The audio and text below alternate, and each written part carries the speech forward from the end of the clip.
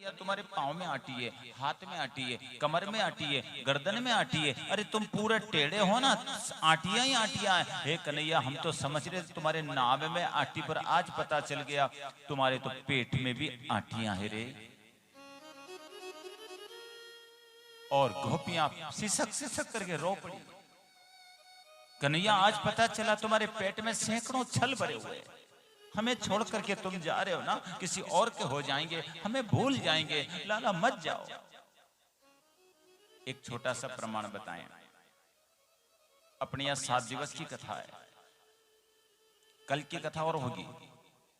कल 10 बजे से 2 बजे ऐसा कुछ समय निर्धारित आपको बताए देंगे। 2 बजे लगभग कथा पूरी हो जाएगी। उसके बाद आपके भोजन प्रसादी का कार्य, और कल यहाँ से भागवत जी को विदा कर देंगे।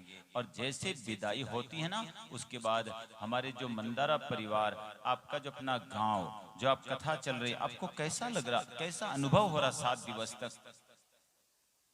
आपको 7 दिवस तक कैसा अनुभव हो रहा? नित्य प्रति नोरे में आना, बस उठना, कथा में जाना। हमारी माताएं जो गांव वाली, बाहर से भी आ रही बहुत सारी माताएं पुरुष, कथा में चलना। बाहर वालों को इतना नहीं लगेगा, पर जितना हमारे गांव वाले, ये छोटा सा गांव अपना, जो भी परिवार से जुड़े, कथा से जुड़े हैं, विशेष करके बस उनको कथा में चलना, बस कथा में चलना। और जैसे यहाँ से कल कथा भागवत जी को विदा कर दिया जाएगा, उसके बाद आप यहाँ देखना, परसों के दिन आपको यहाँ कैसा लगेगा। आप यहाँ की बात छोड़िए, आपके अपने गांव में कैसा लगेगा। आपको ऐसा अनुभव होता है कि मानो ये भागवत जी विदा होने के बाद ऐसा लगता है मानो सब कुछ उजड़ गया। केवल भागवत जी की विदाई के बाद ऐसा लग सकता है, तो स्वयं ठाकुर की विदाई हो रही है, विचार कीजिए कैसा लगा होगा। आखिर करके यहाँ पर सभी ब्रजवासी गोपियां रो रही है, तो कन्हैया ने धीरे से अक्रूर जी से कहा, रथ हाँको। अब जैसे रथ हाँकने लगे, धीरे धीरे रथ जाने लगा। आप जरा सोच सकते हैं कि जब ब्रजवासियों की यह दशा, तो माँ की क्या दशा होगी। यशोदा देख रही कि मेरा लाला रथ में बैठा हुआ है, और जैसे रथ जाने लगा, और उसी समय माता यशोदा जी को चक्कर से आने लग गए। और नंद बाबा हाथ पकड़ रहे, देवी धीरज रखो, ये क्या कर रही हो। महती यशोदा व्याकुल रो रही, महती यशोदा। नंद जी दुखी में रोए, हाँ रोए।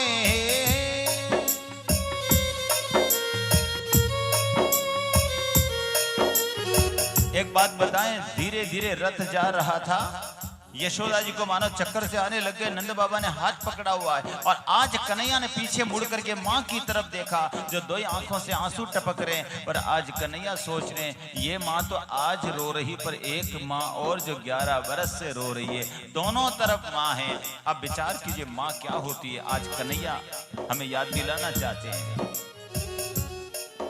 मानो कन्हैया क्या कह रहे हैं, कितनी प्यारी है, कितनी भोली है, प्यारी प्यारी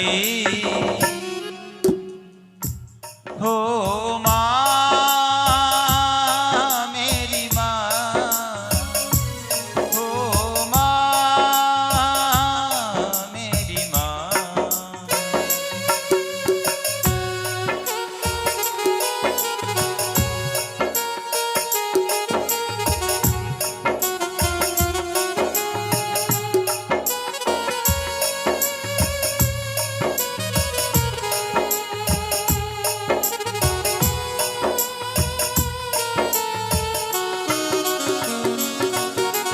सूखे में सुलाती है, गीले में खुद सोती मैया, सूखे में सुलाती है।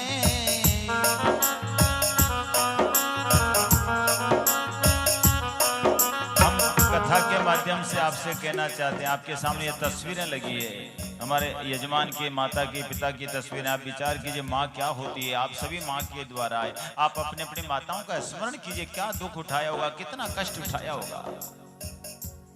हम कितनी सेवा कर पाए माँ बाप की, कितना कष्ट उठाती माता। कन्हैया के दोनों तरफ माँ है।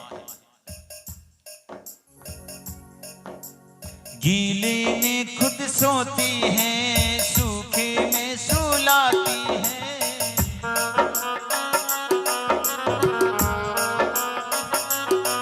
खुद भूखी रह कर मैया अपने लाल को लाड़ लड़ाती है।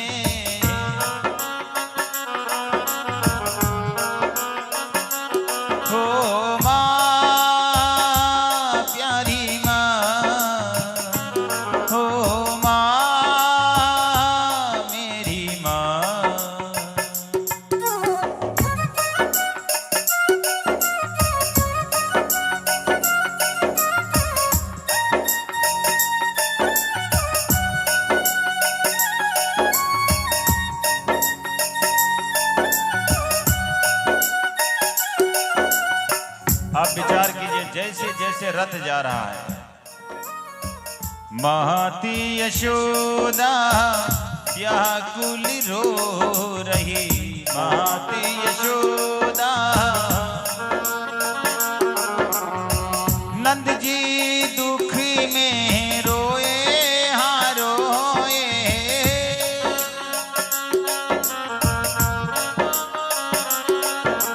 या तो ऐसा लिख दिया, कन्हैया के लिए गोपियां जाते जाते कन्हैया को क्या कह रही है,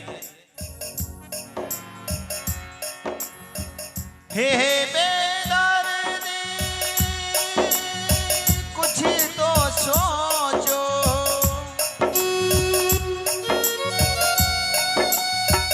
कुछ तो सोचो। ब्रज का कण कण रोए, हाँ रोए। हाँ लौट चलो, हाँ लौट चलो, हाँ लौट चलो।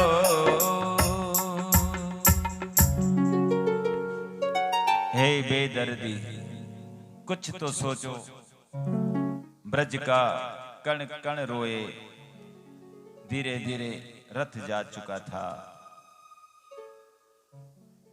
जमुना जी के किनारे नंद बाबा यशोदा का हाथ पकड़ के घर में ले गए। अब घर कैसा लगेगा? आप घर में थी बेटी विदाई वेतरे घर दो अच्छो नहीं लागे, बेटा कहीं गया तो अच्छा नहीं लगता है। लेकिन जो परम पिता परमेश्वर के आंख मिचोली खेलते हैं, कहीं पर माखन मांग करके खाते हैं, सब सुना सुना। यशोदा जी ने नंद बाबा का हाथ पकड़ लिया, मेरा मन नहीं मान रहा, आप जाओ पीछे से। तो नंद बाबा भी निकलते हैं, सखाओं को पता चला, वो भी पीछे से निकलते हैं और रथ जाते जाते जमुना जी के किनारे। अभी तक अक्रूर जी के स्नान तक नहीं हो पाए तो, संध्या नहीं हो पाई, तो रथ रोकी ने बोले तुम दो अंदर बैठो, मैं थोड़ा स्नान करी ना हो। जमुना जी में गए, डुबकी लगावा, डुबकी लगाई तो पानी में कृष्ण बलराम को देख लिया। अरे मैंने तो कहा रथ में बैठना, ये अंदर कैसे आ गया? बाहर देखे तो रथ में बैठा, फिर डुबकी लगाए तो पानी में, फिर देखे तो रथ में बैठा। तीसरी डुबकी में तो भगवान ने शंख चक्र गदा पद्म का दर्शन दे दिया। अक्रूर जी भीगे कपड़े दौड़े दौड़े चरणों में लिपट गए, प्रभु क्षमा करना, मैं आपको साधारण बालक समझ रहा था, मुझे बड़ा भय लग रहा था कि कंस आपको मार डालेगा, पर अब मुझे विश्वास हो गया कंस आपको नहीं मार सकता। प्रभु अब मुझे मेरा संकोच दूर कर दिया। और धीरे धीरे रथ लेकर के गए मथुरापुरी में, एक बगीचा में मुकाम लगायो। सूचना कंस को मिली, पीछे से नंद बाबा आ गए, ग्वाल सखा आ गए, और इधर कंस ने मालूम पड़ी तो कहा कुवलिया पिड़ हाथी को और मदिरा पिलाओ, चाण और बुष्ठुक को तैयार करो, बस आज की रात्रि और कल कृष्ण मारा जाएगा। और पूरी तैयारियां। इधर भगवान श्री कृष्ण कहते हैं नंद बाबा को देख करके, बाबा आपकी आज्ञा में तो मामा जी और गांव देखिए, मामा जी को नगर देखिए वहां। अच्छा मथुरा तो शहर है आज भी। तो जैसे ग्वाल सखा मंडली जाने लगी तो सब सखा मंडली कई बोले कन्हैया ये तो शहर है, हम तो गांव के रहने वाले, अपने पे कपड़ा अच्छा नहीं है, क्या करें? पर जसो देश में बसो भेष तो बनावनो पड़े। तो भगवान ने कहा चिंता मत करो, सब व्यवस्था वही जाएगा। एक धोबी कपड़ा की गठान बांधी ने धोई न लावे। तो कन्हैया ने धीरे से कहा मामा जी आपके गठान में क्या है? मामा जी की नजर पड़ी कन्हैया के ऊपर तो कई बोले अरे तू वही ग्वाला है क्या, मरवा वास्ते यहाँ आयो, चला जाए यहाँ से मार दिया जाएगा। बलराम जी ने कहा कन्हैया तो बहुत बोल रहा है। कन्हैया ने कहा यो आज बोलेगा, अभी नहीं बोलेगा। एक मुष्टिका मारी जो धोबी नीचे, मुट्ठी का लगते ही उसके प्राण पखेरु उड़ गए। कारण यो पहला भी घणो बोलियो तो कौन से समय राम अवतार में यही धोबी है ना, तो अब ये फिर भी बोल रहा। भगवान ने उसका कल्याण किया, गठाने खोली, कपड़े बांट दिए सबके ऊपर। कपड़ा की नाप का तो है नहीं, कण के छोटा बड़े कण के बड़ा। इतना में एक दर्जी कपड़े सी रहा था, उसकी नजर पड़ी, प्रभु जरा विश्राम कीजिए, हम कपड़े नाप के बनाए देते। सबके कपड़े नाप के बनाए दिए। एक माली आता है, माला पहनाया था सबको, पर इतना में एक वाकी ने चूंकि कमर भी वाकी, गर्दन वाकी, हाथ भी वाको, न कटोरी हाथ में, ने चंदन लेकर के वो लाठी के टेके धीरे धीरे पहुंची रही। इतना में कन्हैया की नजर पड़ी, ये देवी कौन आ रही है? तो आवाज लगाई, अरे सुंदरी। अब जो पूरी वांकी चुकी है, टेढ़ी न रूप भी अच्छो नहीं है, न वने सुंदरी केवे तो वह राजी वेगा के नाराज वेगा। उसकी तो आंखें लाल हो गई, ये कौन है जो मेरा उपहास कर रहा, मेरी हंसी कर रहा है? पर वाणी बड़ी मीठी है। तो धीरे से उसने देखा कि बोलने वाला कौन है। नजर डाली तो बांके बिहारी को देखा। वाह प्रभु वाह, आज तो ये चंदन आपको लगाऊंगी। ये चंदन हमेशा कंस को लगाने ले जाती है, पर आज तो भगवान को अर्पण किया। और भगवान ने क्या किया, उसके पांव के ऊपर पांव रखियो ने, यहाँ हाथ रखी, थोड़ो झटको दियो, वास्तविक में सुंदरी बना दिया। अब उसने कहा प्रभु मारे घर चालना पड़े। भगवान ने कहा आऊंगा आऊंगा, पर अभी नहीं, थोड़ा समय बाद, पहले मामा जी को काम करने दो। भगवान कृष्ण बलराम जाते हैं, उसके बाद धनुष तोड़ते हैं। जो धनुष यज्ञ के लिए बुलाया ना, वो धनुष तोड़ा। कंस को पता चला, अब रात बीत रही है और प्रातः काल होते ही रंगमंच सजाया गया।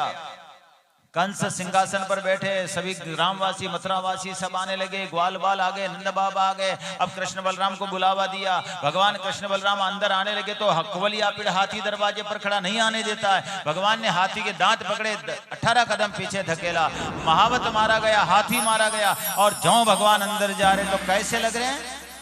सारी सभा देख रही है, कंस देख रहा है, हमारे ग्वाल सखा मंडल देख रहे हैं, नंद बाबा देख रहे हैं। नंद बाबा देख रहे हैं कि मेरा बेटा आ रहा है, ग्वाल सखा देख रहे हमारा मित्र आ रहा है, और कंस देख रहा मेरा काल आ रहा है, और मथुरावासी देख रहे कि हमारे प्रभु आ रहे हैं। झांकी रही भावना जैसी,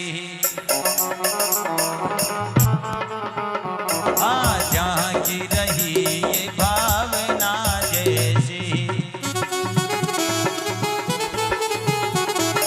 प्रभु मूर्ति देखी दिन तैसी। भगवान अंदर गए, चाणों और मुष्टिक का उद्धार करते हुए, और भगवान छलांग मार करके कंस के मंच के वहां पहुंच गए। माथे के केश पकड़े और ज्यादा देर न करते हुए कंस के माथे के केश पटकते पटकते कंस को नीचे से पकड़ा और धरती पर, बोले कृष्णचंद्र भगवान की। भगवान ने कंस को तार दिया, कंस को मारा नहीं है, तार दिया। बड़ी सुंदर सी बात है।